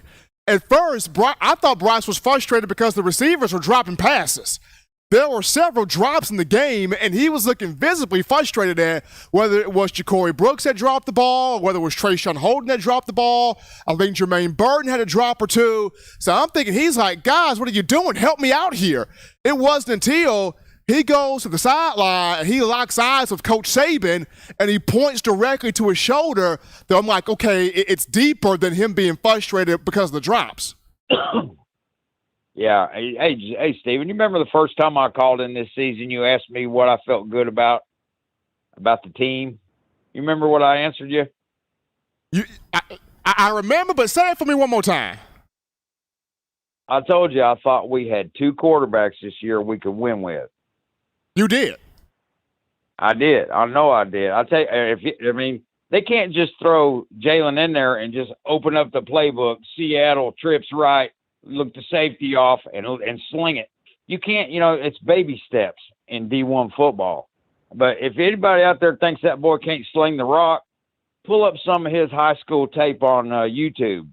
I'm telling you, that boy dropped back like Dan Marino and sling it 50 yards when he was in high school. He can throw the ball, but I'm sure they're going to be working with him. Look, Jack, when they stack the box, find the open, I ain't worried about Texas A&m at all. I mean, I'd just soon give Bryce a week off, give Jalen more experience. I told you that boy's going to be the second coming of Michael Vick next year when it's his time to shine, brother. Roll Tide to you, Steven. I mean, man.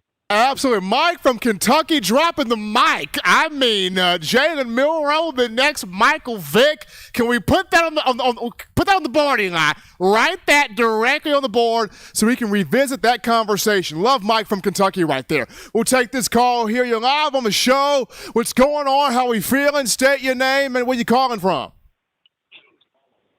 My name's Jake out of Texas. How we doing? Doing great, man. And yourself? Doing awesome, man. Big Bucks fan, but I love Alabama football. I love what they do. I love Nick Saban. I've watched some very good Alabama teams in the past. And my first question was about the speed of this team. Now, I've watched some Alabama teams have some damn fast players. Henry Ruggs, Jameson Williams, Anthony Everett. And one thing I wasn't seeing from this team was speed. But Jahmyr Gibbs is fast. Jahmyr Gibbs is really, really fast. So what do you think about Tyler Harrell and JoJo Earl getting their feet under them, just adding to the speed of this Alabama offense? I think getting JoJo Earl back against Arkansas was huge. And as he continues to get more comfortable and sort of reacclimate himself, I think he's going to get stronger. Tyler Harrell, my hope and thought process is that this is the week for him to potentially have his debut as an Alabama player. I mean, going back to his days at Louisville, this was a guy that had a 40 time in between 4.19 and 4.24. The guy can fly. If you watch the film from him at Louisville, he separates immediately from defensive backs. So I think this is the week where it's setting up for we could see Harrell. Everybody wants to see him. They're pumped up for him. They're happy for him. They want to look at him on the field. Hopefully this is the week against A&m. He can get out there, get his feet wet, and have his debut. Yeah, the question of Alabama football that everybody kept, asking was who's going to take the top off. And just like that, in 1 week, I went from not knowing to seeing 4 guys that can take the top off. So this Alabama team is looking pretty dangerous. I know Bryce Young going out, thought I heard a little bit, but Jalen Milroe can run. And I don't think I haven't seen a quarterback like this in a while. I mean, this dude can flat out run. And I think this is something that Bill O'Brien has seen before. This is the kind of quarterbacks that he likes. How do you think the play calling will change with Jalen Milroe at the quarterback position compared to Bryce Young? I think the play calling would change due to it'll be more run. It'll be more run-centric. Not saying Jalen Milroe cannot distribute and throw the football. He has an arm. He can put that ball out there, going back to his high school tape in Katy, Texas. But I feel like it'll be a bit more run scripted. And this would be better for the offensive line because now this allows those guys to really win those one-on-one matchups and open up those opportunities for Gibbs, McClellan, and the rest of that running back room. So I think it'll be more run scripted, but it would also give a chance for O'Brien and Milroe to get those one-on-one matchups outside because the run is going to force those safeties to come down. I agree. I have a question about the defense. Last year in the championship, the big question mark was the cornerbacks and the secondary in general and how healthy they were going to be this year and how that secondary was going to look. But Kool-Aid McKinstry looks like a really great player, a really good player. So I want your opinion on how the secondary has looked so far this year, since that was the big question on the Alabama defense. It's been bend but don't break. I mean, Bama doesn't have a 2 shut down, just locked down corners we would like to have. But Terrion Arnold has grown each week. He looks like he is the best corner out there on the field. Kool-Aid McKinstry continues to grow and make progress. I mean, he had the one play against Arkansas. He got burned on, got called for pass interference. But last week was his best game. I know Brian Branch got hurt against the Razorbacks. Nothing too serious with him, and he's your best as far as all-around DB is Brian Branch. But Malachi Moore is healthy also. I think the secondary has done some good things. I mean, even DeMarco Helms, forced fumble against Arkansas. He's playing more downhill. So I think this group has been more so bend but don't break. But they have a chance here, starting off with A&m, to put together a stretch of games where it can show has it grown to be on the cusp of elite. So it's got some games to even grow more of itself. That secondary has a lot of big names to it, a lot of great players. And I've said it since the beginning of the season. I think it's going to be Buckeyes and Crimson Tide in the championship. I really don't see it going any other way. They're the 2 best teams that I've seen play this year. Georgia is not what everyone thinks they are. I'm sorry. How do you feel this secondary matches up with those Buckeye receivers? That's gonna be tough because in Jigba, that guy can fly. I mean, that guy can play. I mean, the Buckeyes have a tremendous offense. C.J. Stroud, one of the best trigger men in college football. There's a reason why he's a Heisman Trophy candidate at this time. So it's going to be fun to watch that, should that come to fruition. But, Jake, we appreciate the call, brother. Hey, I appreciate it so much. I really hope y'all whoop A&m this weekend. I can't wait to watch it. Absolutely. Jake from Texas calling in right there. We take this call. You're live on the show. What's going on? How we feeling? State your name and where you calling from. There's Demetrius from North Carolina. Yes, Steven. Doing good, Demetrius. How are you? out here grounding the pavement out here on the highway. I just wanted to call in and add my little 2 cents worth for everybody done covered everything. But first of all, I want to say shout out to Jalen Miro. He exemplifies the process because I'm thinking back to last year during the national championship game. Then the people when your number was called, none of the receivers and some other players didn't step up, and they're no longer with the program. So shout out to that young man. You know, he came in, he put on the show, and I'm excited about the future. And also, I piggyback on to what a lot of people been talking about. I watched the game. I done watched the game over twice. Henry told, come on, man. Come on. I mean, can you lay some wood to somebody? If you're going to get that penalty, I'd rather you had not the man out. I mean, maybe feel some kind of way that you can lay the wood to somebody. I mean, when the young man blitzes, he don't seem to. He's like a half second off. He just never can get there.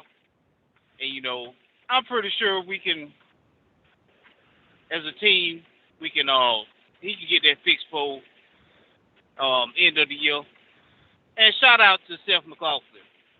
I mean, the young man comes in, solidifies the offensive line. I don't know why he's not starting, but I trust in Nick Saban. And that's pretty much all I got to say. Roll Tide. Absolutely. Appreciate Demetrius calling in from North Carolina, giving us his thoughts on the show. We take this call. You're live on the show. What's going on? How we feeling? How you doing? This is Tim from Baton Rouge. Tim, what's happening, brother? Oh, everything's going good. I just wanted to piggyback on what Demetrius said, and I was going to bring it up. I came on late, so I don't know if anybody talked about it. Seth McLaughlin, I watched him, and the physicality that he brings as a center is amazing. That was a key to us getting that holes open so Gibbs can make those runs. Nothing against Delcourt, but he brings physicality. What you think about that, Steve? McLaughlin brings a lot of physicality, Tim. I mean, I keep saying this. We saw it last year from him, where the center position did not get solved until the second half of the Iron Bowl. You brought McLaughlin in off the bench, and he manhandled Auburn up front for that 12-play, 97-yard drive to where Bryce found Ja'Cory Brooks for the game-tying touchdown. And then McLaughlin goes out there against Georgia in the SEC championship game and handled Jordan Davis. And then McLaughlin goes up against Cincinnati and does his thing there. Like, the man has proven on the big stage, I'm a road grader on this offensive line. I can get this thing done. I don't get why he's not a starter, but we see when he's out there, he ain't nothing to play with. No, and they mentioned it on the broadcast. He was manhandling, staying with his block, and I think we are much in a better situation when he's in there, and if he proved it. I mean, our running game opened up because we got to remember that Arkansas was leading the nation in sacks, and he manhandled the blitzes that were coming through. He stood up. That he did. I mean, that he did. And the guy, McLaughlin, former 3-star. So those guys that don't come in highly recruited, they play like some got to give. They play with an edge to them. They play with a whole lot to prove and a whole lot to show because they believe, hey, I was undervalued in the recruiting process. Yes, and he finishes blocks, and he's not waiting around for somebody to block. He finds and he hits, and when he gets the hold to you, he's not letting you go. Absolutely. So I think we're in better shape. Nothing against Delcourt, but I think McLaughlin is the man for that job. No doubt about it. But we appreciate it, Tim, as always. Thank you. All right, Steve. Good talking to you again. Absolutely. Tim from Baton Rouge calling in there. We take this when you're live on the show. How we feeling tonight? State your name and where you calling from. I'm calling in. I just want to give a shout out to the Crimson Tide. Absolutely, man. I just want to give one statement, man. Henry Tour, man, it just seems like he can't seem to get it together on the defense.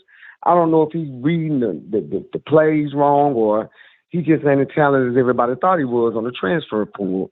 But overall, I give the defense credit for standing up even when Bryce Young went down. All-around game was pretty good. Yeah, I got one question. Man, when is Eli Ricks going to go in the game and stay on the field? I thought he was a lockdown corner we got from LSU. I mean, he gets out there, but it's in the second half with the twos.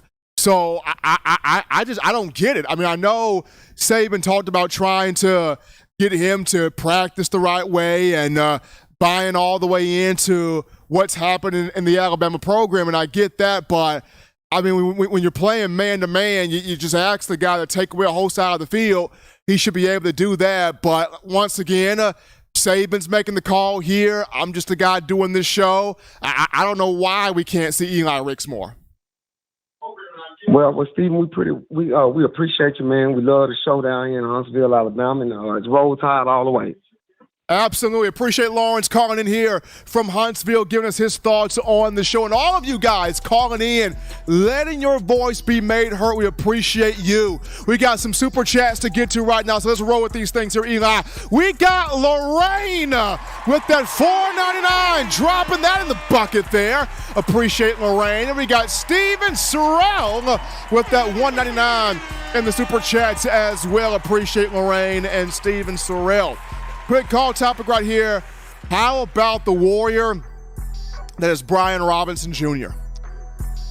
Back on August 28th, he was shot multiple times, lower body, in an attempted robbery, playing for the Washington Commanders. I mean, dangerous situation. Could have easily went left. Could have easily went really, really bad. Had the surgery. Made his way back to the Commanders facility. Folks, B-Rob, this just personifies Built by Bama.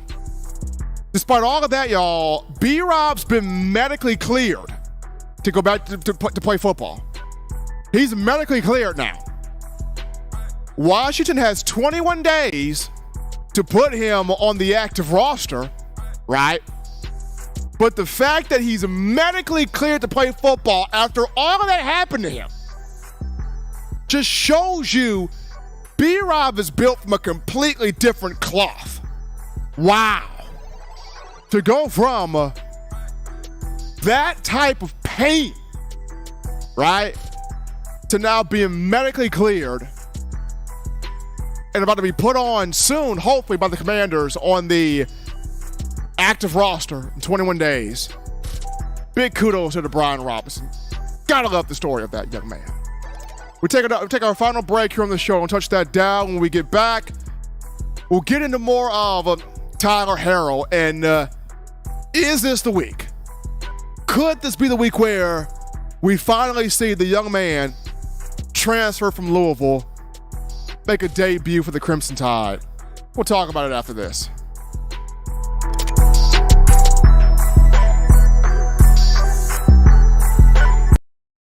If you're an avid Alabama Crimson Tide fan and you love to flaunt it, then show your Alabama Crimson Tide support by grabbing the All-Bama sneakers. They feature bold Crimson Tide graphics, so no one will be able to question where your allegiance lies. When you add these sweet sneakers to your Alabama Crimson Tide collection, go to stsfootwear.com and use the code TDAlabama for $15 off your purchase. That's code TDAlabama for $15 off your purchase. Go to stsfootwear.com and get your All-Bama sneakers today. Touchdown Alabama Magazine is Alabama football's premier publication. A subscription to Touchdown Alabama Magazine is the perfect gift for any Alabama fan. For exclusive news and information, recruiting updates, a free annual print magazine, and more, go to touchdownalabama.com and click join. Only $7.95 per month, or pay $74.95 for a full year subscription. That's a yearly saving of $20. Go to touchdownalabama.com today and roll Tide. Thank you for tuning in. Show your support right now by clicking that like button. If you haven't subscribed, hit the subscribe button now and enable all notifications to make sure you don't ever miss any of the best Alabama football news, notes, and information right here on Touchdown Alabama. All right, people, we're rocking and rolling back in here from the break to the action. Giving you your Crimson Tide football news. In my own words, yours truly, Stephen Smith. Appreciate all of you for the calls, the donations, the chats, the conversations. You making the show what it is. Appreciate my man Eli Walker in the production studio as well, behind the scenes there.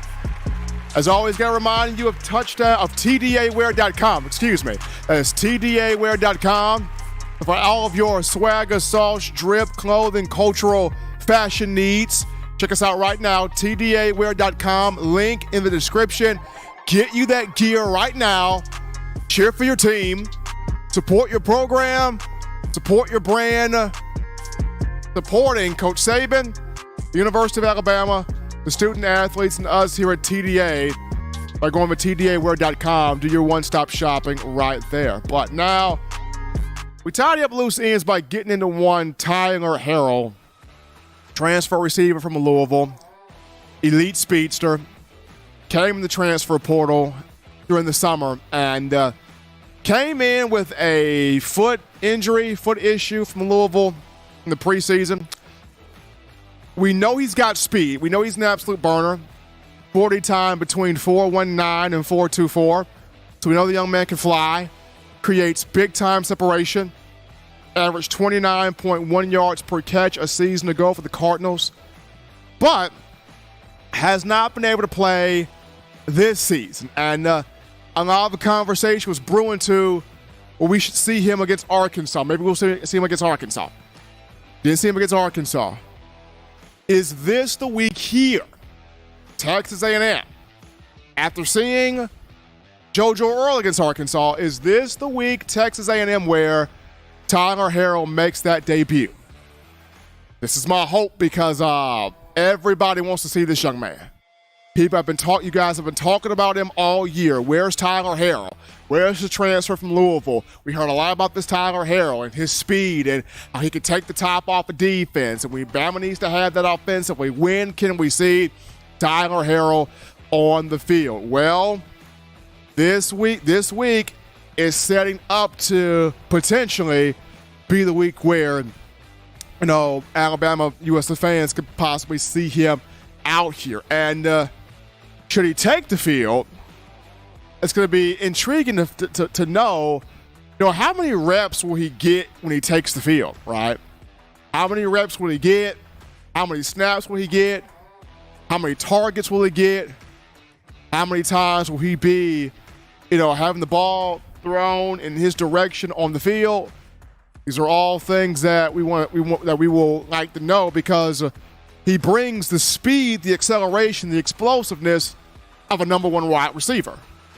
And that's what the Crimson Tide need right now because it does not have a true number one guy that they can go to constantly and know that this guy is going to be dependable, this guy is going to be reliable, this guy is going to make the plays. So we will see, is this the week here for Harrell? Because the conversation on JoJo Earle was he's going to be backed by Arkansas. And lo and behold, he played against Arkansas. He made the trip to Fayetteville. He caught touchdown pass from Jalen Milroe. We saw JoJo Earle. So now, with Tyler Harrell, is this the week here against A&M that we see number 8 here for the Crimson Tide? Hopeful that we see him. Definitely want to see him. Big potential right here. We will see how he continues to go about this week of practice. But as always, Bama Nation, you want the best in news, notes, information, material, and coverage on your favorite program, that being Bama football. You can get this by accessing the Touchdown Alabama Magazine app. And you can download the app from the iPhone App Store if you're rocking Team Apple, Google Play Store if you got the Android phone. Now, for your audio needs, check us out, iTunes or Apple Podcasts, Spotify, Stitcher, Spreaker, TuneIn Radio, Overcast.fm, Google Play, or iHeartRadio. If the good and gracious Lord sees fit, I'll try to be back on Wednesday, continuing the conversation that is Bama football. Remember, Tide fans, you can purchase individual copies of Touchdown Alabama magazine. Have those sent to your door. That link found in the description. If you're trying to get your hands on the fresh edition, print edition of TDA the magazine, you go to touchdownalabama.com. You click join, become a member or a subscriber today. That link in the description. If you're trying to get the 4-finger bling necklace, 4-finger bling jewelry, courtesy of our guys at We Own TheFourthQuarter.com. That's We Own TheFourthQuarter.com. That link in the description as well. Gotta shout out you guys, the incredible fans of Bama football, for all the calls, all the tweets, all the chats, all the donations. You guys making this show what it is. Gotta shout out my man Eli Walker in the production studio, handling business right there. Remember, fans, tomorrow 6 p.m. Central Time, streaming right here on TDA's YouTube channel, The Bama Standard. You want the fun, you want the laughs, you want the comedy. You got Justin Riley, comedy legend Steve Brown, all SEC linebacker and Bama legend Marvin Constant, 2-time national champion and USFL champion Bo Scarborough. Yours truly, Stephen M. Smith. You check out the Bama Standard tomorrow, 6 p.m. Central Time, streaming right here on TDA's YouTube channel. But until next time, folks, husbands, love your wives. Wives appreciate, value those husbands. Children, you guys continue doing the right thing, fun thing, smart thing, good thing, legitimate thing. To not be bored. Get that schoolwork in. School in session here this week. Get you those 3 hearty meals a day, those 3 great laughs a day. You protect yourself. You protect the loved ones around you. So next time, folks, I'm your man, Stephen M. Smith, and you've been listening. They're my own words.